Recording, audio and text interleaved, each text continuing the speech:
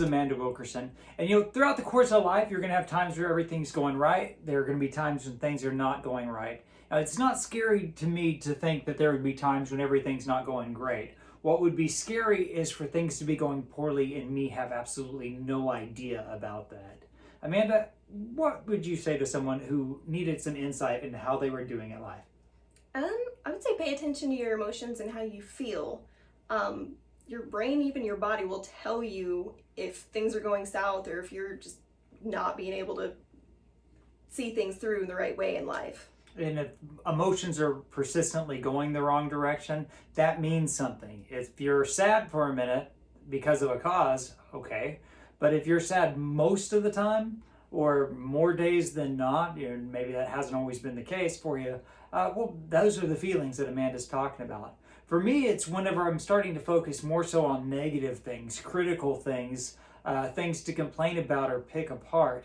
Well, that's not the way that we're supposed to be. It's not the way that we're supposed to live. Sure, hummingbirds can find sweet nectars, things that they pursue, and vultures can find dead things. And, well, really, they're both always there. In your life, there's always good things. In your life, there's always bad things. But if all you can see is the bad, it's time to refocus. How else would you know?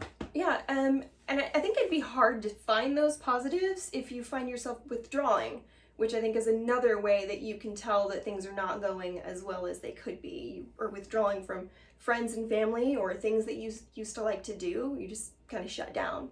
Withdrawing, retreating, avoiding, well, those are all things that are indicative of trying to stay away from things that could bring joy or improvement, or sometimes those are the things that we do to stay away from our problems. You don't want to do that.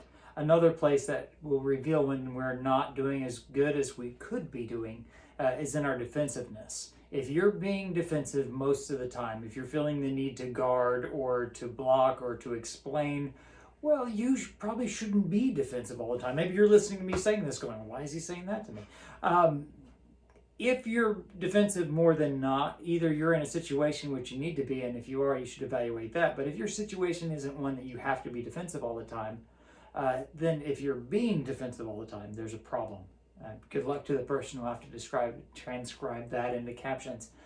Defensiveness, withdrawal, avoidance, changes in emotions, focusing on negative. These are all things that can tell you if things aren't going as good as you'd like them to be.